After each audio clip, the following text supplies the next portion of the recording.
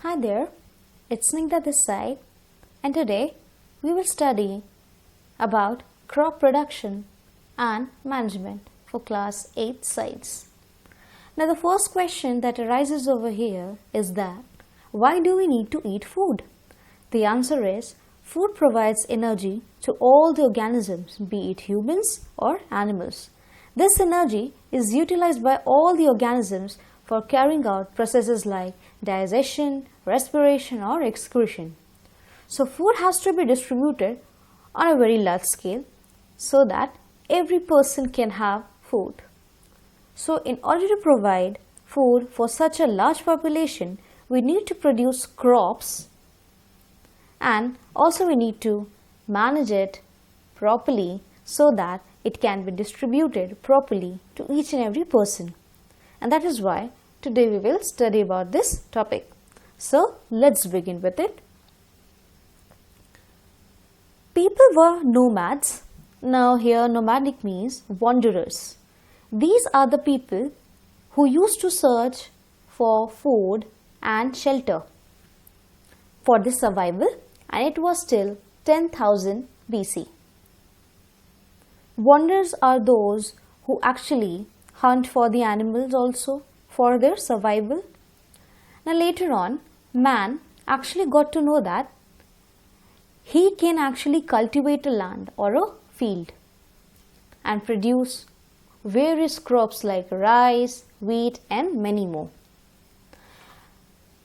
Man changed his way of life and became a food producer and started growing crops and building his own communities. This is how civilization grew and it is still growing. Now, the word that comes over here is agriculture.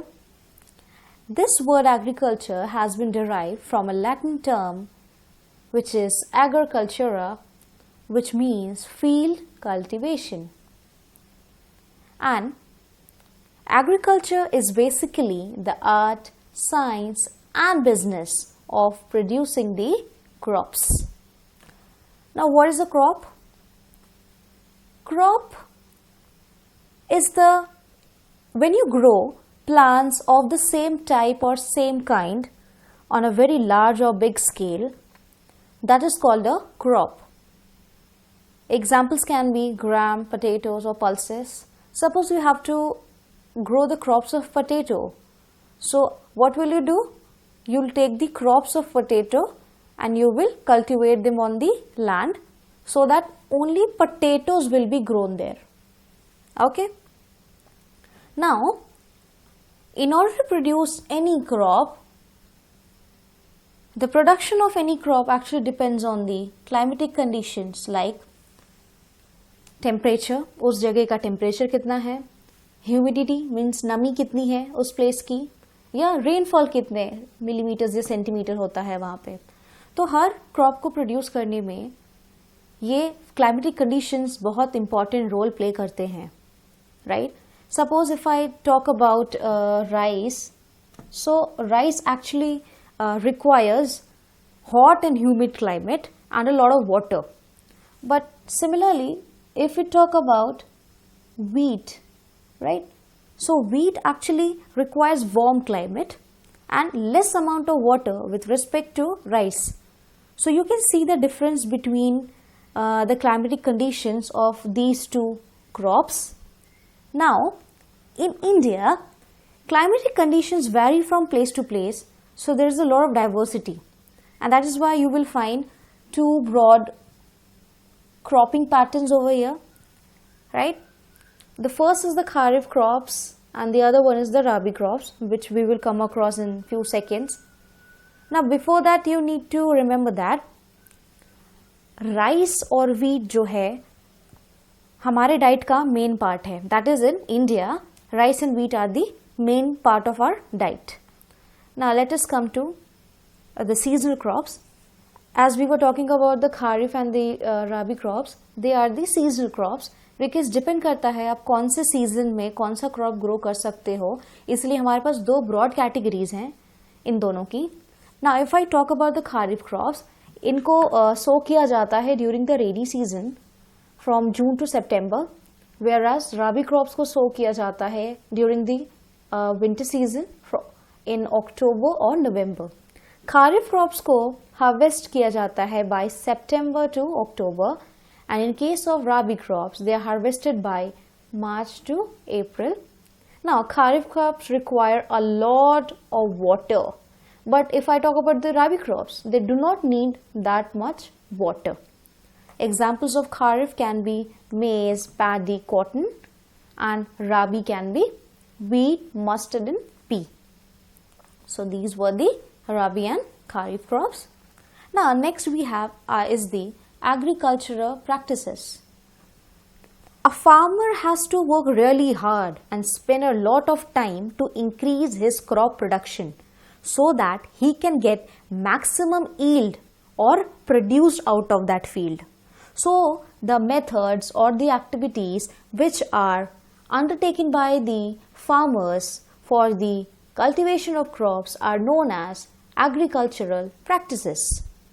Now, the various steps which are involved in farming, which are called farm operations, are: first is soil preparation. That is, you need to prepare the soil before doing the further processes. Second, you need to sow the seeds. Third is you need to make use of some chemical or natural substances for the proper growth of the plant, and these substances are manure and fertilizers. Next, we have to do irrigation. That is, we have to supply water, as water is very essential for every living thing, for its growth and development.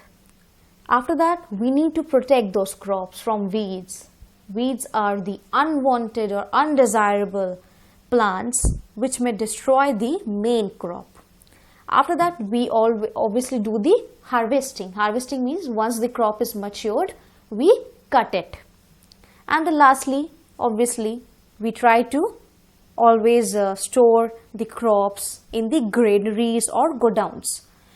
So we will discuss all these 7 steps in detail one by one. So let's begin. Now the step number 1 is preparation of the soil. Okay. Now, so this is the first step. So we need to firstly turn and lose the soil. Okay, where cultivation is to be carried out. Now this loosening and turning is basically done using an agricultural tool called plow. Okay, now this plow, you can see this diagram over here. This is a plow over here, and it is made up of wood, and in today's time you can even find made up of iron also. So plow is basically made up of wood or any other material which can penetrate into the soil, and you can see over here the tractors are also being used for plowing this land. Okay, now plow basically cuts the soil like a knife. It's almost like this, that it actually cuts through the soil just like a knife, and actually turns the soil and breaks the big chunks or the lumps which are present in the soil, and it's then loosens the soil. Okay, so this process of loosening and turning the soil is what we call plowing, and you need to do plowing because plowing allows you to bring the nutrients which are present deep inside the soil to the top of the soil. Because when the nutrients from under the soil will come to the top, the plants, the roots of the plants which are there will be able to make use of these nutrients properly. And plowing also makes the soil well aerated. Aerated means full of air. It creates a lot of spaces for air so that the plants can breathe properly. Then it can actually uproot the weeds which are the unwanted plants, and it also improves the water holding capacity. Okay, because plowing allows the soil to hold the water very properly, thus increasing its capacity to hold water, and also it prevents soil erosion. So these are basically the advantages of doing plowing. Okay, now You can also make use of hoe, which is again an agricultural tool for doing the plowing. Now the next thing that we have is step 2, which means sowing. Okay. Now sowing means putting seeds deep into the soil, and before doing this you need to select good quality seeds. Okay, because good quality seeds should be taken. Now here the good quality means that a seed should have good germinating capacity, then it should able to give a maximum yield or produce. It should be disease free, means the seed should be very healthy. It should not be broken or crushed somewhere. Okay. Now here in India there is a committee called Central Seed Committee, which actually keeps a check on the quality as well as the purity of the seed, and if the seed is pure or it is of good quality, then it is given a certificate, a purity certificate by this committee. Okay. Now for doing the sowing, various tools can be used. They can be traditional tools or seed drills can be used. Okay. So we'll see this. This is, you can see it is a seed drill. In today's time, seed drills are used as a new technique where it is attached to the tractors and sowing is done. Now this way of sowing of seeds is done uniformly at appropriate depths and distances, and it is very efficient, and it does save time and labor. So this is a very good technique that can be used. Now the next thing we have is use of manures and fertilizers. This is the step 3 over here. Now you need to add certain substances to the soil so that the crops, the plants can actually grow in a healthier way. So we make use of these two. The first is manure. Now manure are basically the organic substances which are obtained from the decomposition of the animals' dead bodies or dead plants or something, and they actually are helpful in the growth of the plant. Similarly, fertilizers are basically the chemical substances which are used for its growth, and we will discuss these two in some time.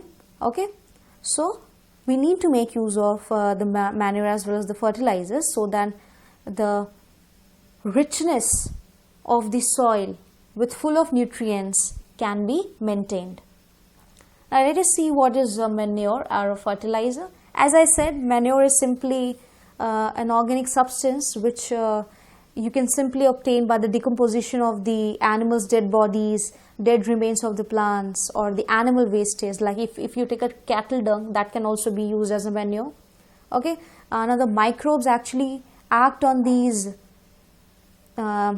wastes, and actually and they turn this to something which is useful for the growth of the plant. And okay, so now whereas if I talk about the fertilizer, it is basically an inorganic, it is a compound, okay, chemical substance it is, which contains elements like nitrogen, phosphorus and potassium. Okay, manure can be prepared in the fields, whereas if you need to prepare fertilizer, you have to only prepare it in the factories. Manures are insoluble, they do not get dissolved in the water, whereas fertilizers can be dissolved in the water. And manures contain less plant nutrients, whereas fertilizers contain they are very rich in plant nutrients. Now manure is biodegradable. Now biodegradable means they can be easily decomposed. Okay, and whereas fertilizers, once they are used, they cannot be decomposed very easily. Manure provides a lot of humus to the soil, whereas fertilizer doesn't provide a lot of humus to the soil. Now here humus means humus is the dead and decaying remains of plants and animals. Okay, so here is an example of manure, that is plant waste or a plant residue. And if I talk about the fertilizer, superphosphate is one of the fertilizers which basically contains this element called phosphate, and we can have many. examples. Now the next thing that we have is the step 4 is irrigation. Okay. Now the meaning of irrigation is that is water is very, very important for the survival of every living being. So we need water in order to survive. Similarly, plants are also the living beings. So they also require water in order to live and survive. So irrigation basically means supplying water to the crops at different or regular intervals. It depends which crop requires what amount of water, and it varies from crop to crop. Okay. Now irrigation has to be done. It is very necessary or very important because we supply water to the plant by irrigation process, and water helps the plants to absorb the nutrients which are present in the soil and also help the seeds to germinate, as well as germination cannot take place in dry condition. So you need to provide water to the crop. And then water also protects the crop from frosting and hot air currents which are coming up. Okay. Now the sources can be, you can take water from rivers, tube wells, dams, lakes, from anywhere. These are the sources from where you can have water for irrigation. Now these are some of the traditional methods of irrigation, like pulley system. You can see here there is a pulley attached from which the water is being drawn in the upward direction. Similarly, you have a lever system, then a chain pump system. So these are basically the traditional methods which are used mainly in the villages or the backward areas. But as you know, now since the time is changing, so there has come a lot of modern methods of irrigations also. Like one of them is a sprinkler system. Now sprinkler system is used in a place where there is an uneven land and there is a sufficient amount of water is not present. So it is where the sprinkler system is used. You can see that these are the small pipes over here, okay, having the rotating nozzles at the top of it, and these pipes are attached to the main pipeline system, which you can see in orange color over here. Now the water which is flowing through this main pipe, it flows out of all these small pipes and it escapes out of the water like this, and it gets actually sprinkled from each and every pipe. With the help of the rotating nozzles, the water escapes out, and this started to sprinkling all over the crop. It looks as if it is raining. So that is why the name is sprinkler irrigation, and this is very useful in case of a sandy soil. Okay, so this was the first one. Now the second what we have is the drip system over here. Okay, now drip means what? Drop by drop, providing the water to the roots of the plants drop by drop. So here the water actually reaches from the main pipe to the sub pipes, right, directly to the root of the plant. Okay, by drop. That is why the name is drip, because it's almost like the water is dripping. And this is the best for watering the garden and the fruit plants, and so that, and in this case no water is wasted, and it is also used in the places where there is a deficiency of water. Okay, so I hope these 2 points are clear to you. Now the fifth step that we have is the protection from weeds. So as I have already explained in the beginning, weeds are basically the undesirable or unwanted plants that may start to grow naturally with the crop. Okay, now we need to remove these weeds. Why? Because if we will not remove the weeds, they will start competing with the main crop for space, water, light, nutrients, etc. So we have to do a process called weeding, which is basically the process of removing the weeds. And weeding can be done using various methods, right? We can even make use of mechanical methods. Now in case of mechanical method means like you can simply burn or cut the weeds. Then we have cropping method. Cropping method means here you simply grow the main crop in a good land preparation, and you clean the crop in rotation, and you add manure and fertilizers to the crop so that it can grow very well and it starts competing with the weed. That is why this method, cropping method, is also known as competitive method. That is, the main crop actually competes with the weed. Then we have biological method. Now in biological, by the name it must be clear that we need to introduce a natural enemy like some plant or any other animal so that it can destroy the weeds.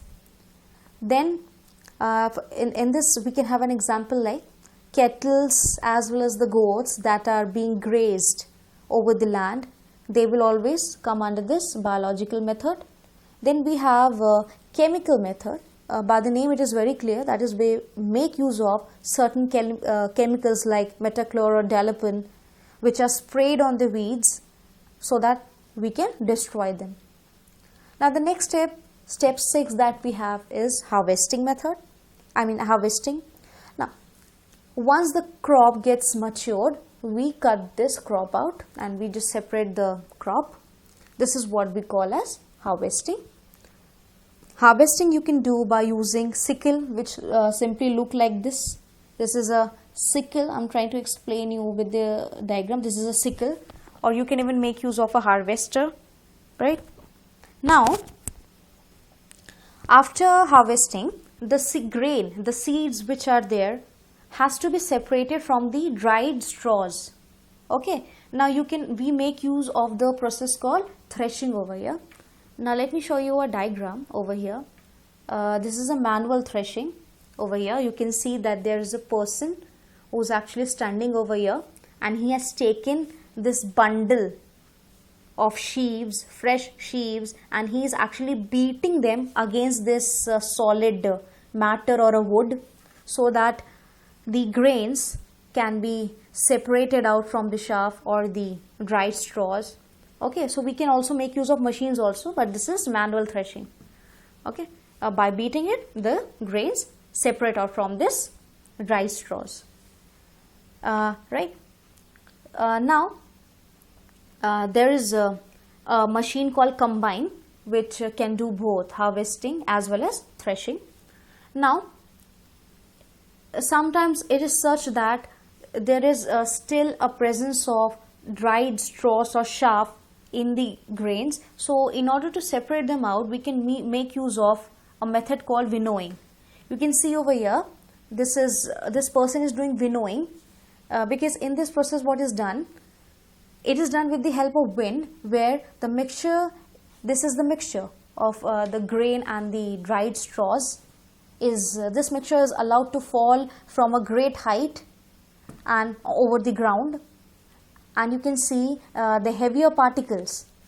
These are the heavier particles which are falling. These yellow particles are the heavier particles which are falling over the ground, and the chaff or the dried straws which are shown in black color are getting separated out. So you can see that this grain seeds finally get separated out from the chaff, okay, as they are being lighter and the grains being heavier. Okay, now we also celebrate special festivals like Pongal or Baisakhi. These are basically associated with the harvest season. Okay, now storage is actually the last step that we have over here. Now once all the processes, the preparation, sowing, like threshing, harvesting, everything has been done, we need to finally store the grains or the seeds. So we need to do it in a very proper way.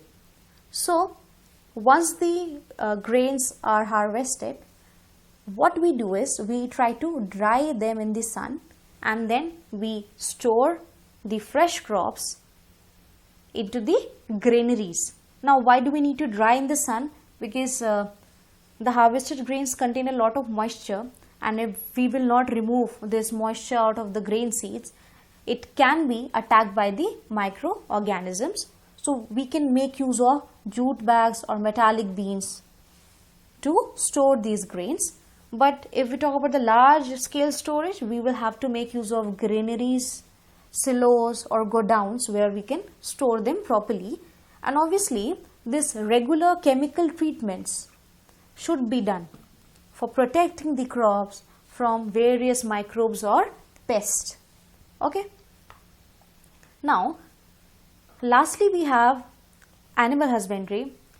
The way we have studied about the whole crop production and management, similarly, we can do the same with the animals. Okay. So, like plants only, food can also be obtained from the animals also, for which you have to rear them. Okay. Now, animals are being raised so that they can provide us with meat, fiber, eggs, milk, etc. Okay, so they has to be reared in the farms or our homes. So when you do this rearing of the animals on a very large scale, this is called animal husbandry. Okay, so I hope the chapter is clear to you. Thank you so much. This is the end of the chapter.